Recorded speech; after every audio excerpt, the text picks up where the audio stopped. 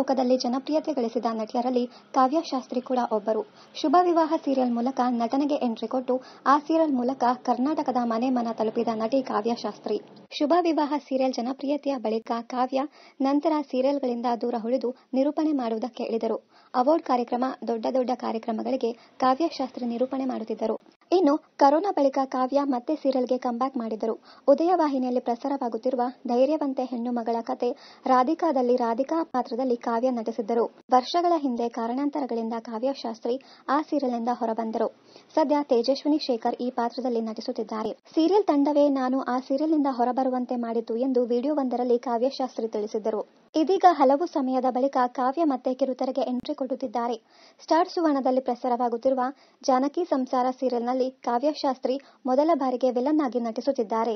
ಜಾನಕಿ ಸಂಸಾರ ದೊಡ್ಡದಾದ ಫ್ಯಾಮಿಲಿ. ಈ ಕುಟುಂಬವನ್ನ ಗಟ್ಟಿಯಾಗಿ ಜೋಡಿಸಿ ನಿಲ್ಲಿಸೋದಕ್ಕೆ ಜಾನಕಿ ಮತ್ತು ಆಕೆಯ ಗಂಡ, ಮನೆಯ ಹಿರಿಮಗ ಸಂಜನಾ ಮತ್ತು ಸೂರಜ್ ಈ ಪಾತ್ರದಲ್ಲಿ ಕಾಣಿಸಿಕೊಂಡಿದ್ದಾರೆ.